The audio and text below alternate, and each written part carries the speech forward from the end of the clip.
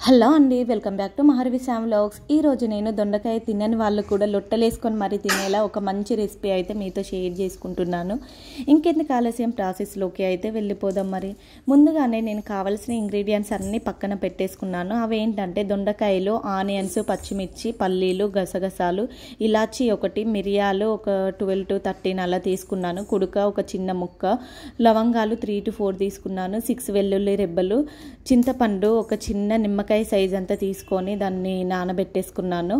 First oil heat అవ్వగానే onions and మిర్చి, పల్లీలు వేసుకున్నాను. 1 minute రోస్ట్ అయ్యాక మిగిలిన ఇంగ్రీడియంట్స్ వేసాను. లాస్ట్లో ఉడక వేసుకొని స్టవ్ ఆఫ్ చేసేసి పక్కన పెట్టేశాను. అవి కూల్ అయ్యాక ఫైన్ పేస్ట్ పట్టుకోవాలి.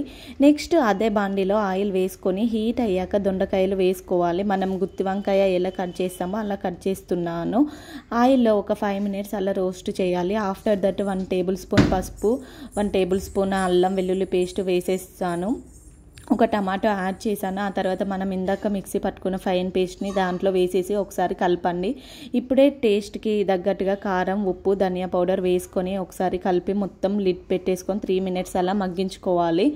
ఇప్పుడు చింతపండు రసం ముందుగా నానబెట్టేసుకున్నాం కదా అండి, దాంట్లో మీకు ఎన్ని వాటర్ కావాలో గ్రేవీకి సరిపడా అన్ని వాటర్ పోసేసుకొని లిడ్ పెట్టేయండి. ఒక 20 minutes మగ్గనివ్వాలి. మధ్య మధ్యలో ఒక 4 times అలా కలుపుతూ ఉండాలి. లాస్ట్లో అయితే కొత్తిమీర వేసుకొని 2 minutes అలా ఉంచేసి సర్వ్ చేసుకుంటే బాగుంటుంది. వెజిటేరియన్ వాళ్ళు ఒకసారి ఇలా ట్రై చేసి చూడండి. యాజ్ ఇట్ ఈజ్ ఫిష్ కర్రీలా ఉంటుంది. హోల్ ఇంగ్రీడియంట్స్ ఫిష్లో ఎలా వేస్తానో అలానే వేసాను. టేస్ట్ కూడా అదిరిపోయింది, అంత బాగుంది. మీరు ట్రై చేయండి. ఎలా వచ్చిందో కామెంట్ సెక్షన్లో అయితే కంపల్సరీ షేర్ చేయండి మీ ఎక్స్పీరియన్స్ని.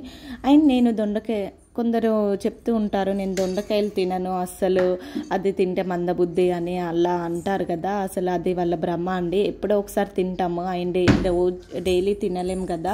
ఎప్పుడో ఒకసారి తింటే ఏం కాదు. అండ్ దీనివల్ల కూడా చాలా ఆరోగ్య ప్రయోజనాలు కూడా ఉన్నాయండి.